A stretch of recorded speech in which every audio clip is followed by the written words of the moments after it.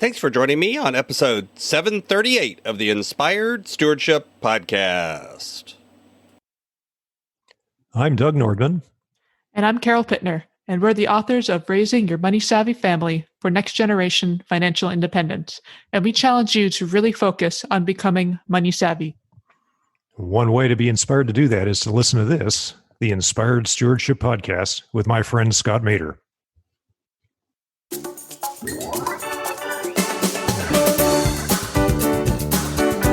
Simply being more aware can help you begin to change these things, because the truth is, if you don't reduce the cognitive dissonance, it begins to oftentimes, especially in a work environment, it leads to withdrawal, it leads to disengagement, because a stressed person doesn't function as well as possible, and they begin to step away from work because that reduces the discomfort.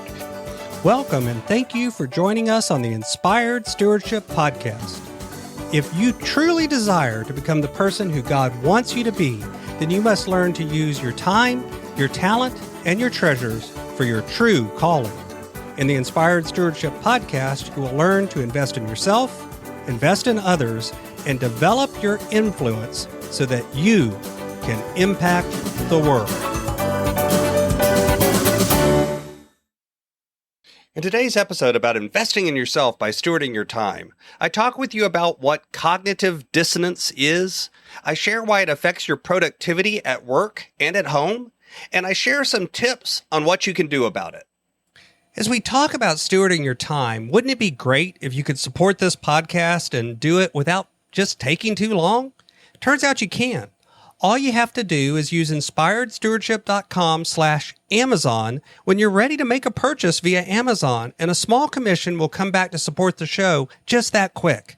If you enjoy the show when you are ready to buy from Amazon, just use inspiredstewardship.com/Amazon. Cognitive dissonance. That's one of those terms that you might have heard, but you may or may not really know what it means or ever really thought of it.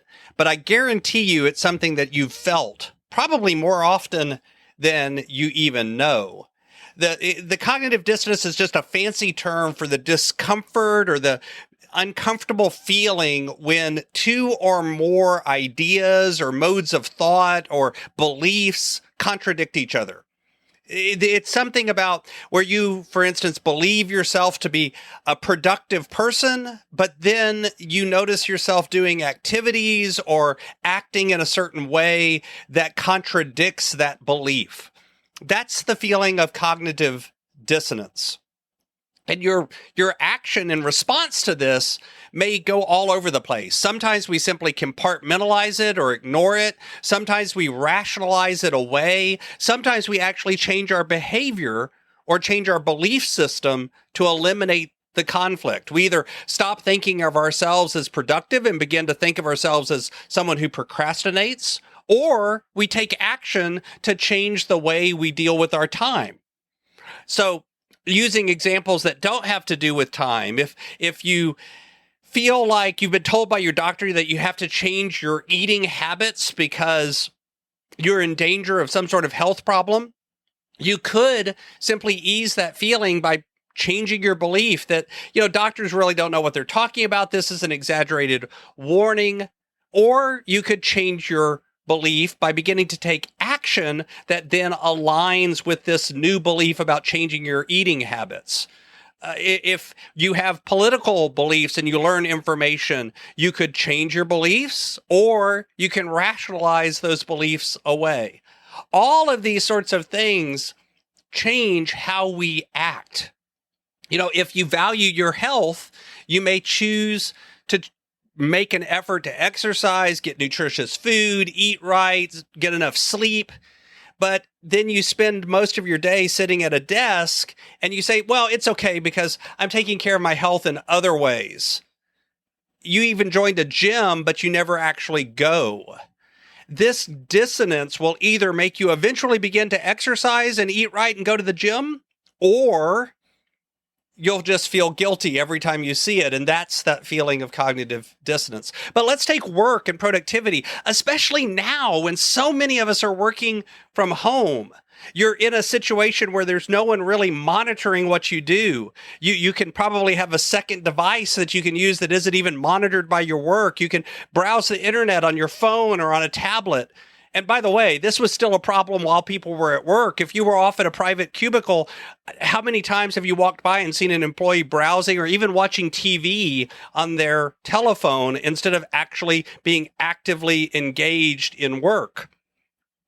And they even rationalize it. They say, we'll eventually get our work done. And in fact, if I take this little break, I'll even be more productive because, it's good to work in short bursts and take frequent breaks. I'm increasing my productivity. After all, I rarely take time off and I work hard, so I should get to relax too. All of these are examples of the kind of feelings that we have that is cognitive dissonance. And I am telling you, it affects your productivity at work. It affects your productivity at home because you rationalize various behaviors. And in fact, cognitive dissonance is not necessarily a bad thing because it can prompt you and nag at you until you make positive changes in your actions. It makes you realize that something about how you believe and your acting are not in alignment. But it is a problem if instead of changing your behavior or changing your belief, you simply rationalize it or justify it away. If you get caught up in trying to rationalize the feeling away, then it's not a good thing. So what can you do instead? Well, when you begin to recognize that you have those moments of cognitive dissonance where your beliefs and your actions are out of alignment, ask yourself a few questions. What are the two beliefs and ideas or actions that aren't fitting together? Identify them, call them out by name. And then identify what actions can I take that would eliminate this lack of alignment? What can I change that brings these things into alignment? Are there specific behaviors that I need to change? Or is this a mindset or a belief that I need to change? And how important is it that I resolve the dissonance?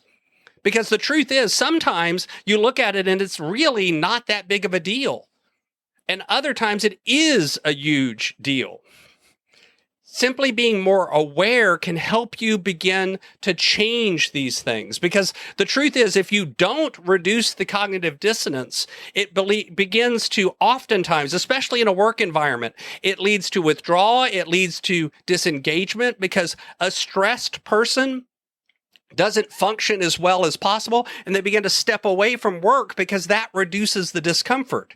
They can be absent more from work because, again, they're avoiding the stress.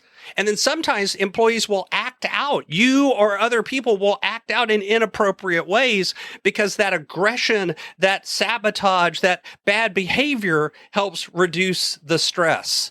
And then, of course, it also leads to health problems, which affect you and affect the workplace and affect how much you get done. So it's this loop of behaviors. And that's why at times cognitive dissonance can be a really bad thing for a person, for an organization, and for your productivity. It's usually caused not just by the person, but by the environment that you find yourself in. And this is why it's so important to identify it so that you can change your actions, you can change your beliefs, or you can change your environment and reduce that feeling of stress because now you're living a life that's aligned. On Friday, we'll talk some about how cognitive dissonance plays out in our money instead of our time as well. Thanks for listening.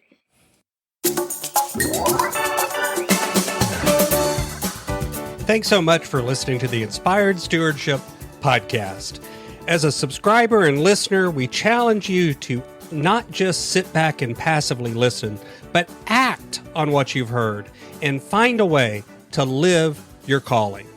If you like this episode on the stewardship of time, be sure to sign up for our Stewardship of Time Tips series by going to inspiredstewardship.com/time or texting 44222 time tips and that'll get you our best tips on stewarding your time. Until next time, invest your time, your talent, and your treasures. Develop your influence and impact the world.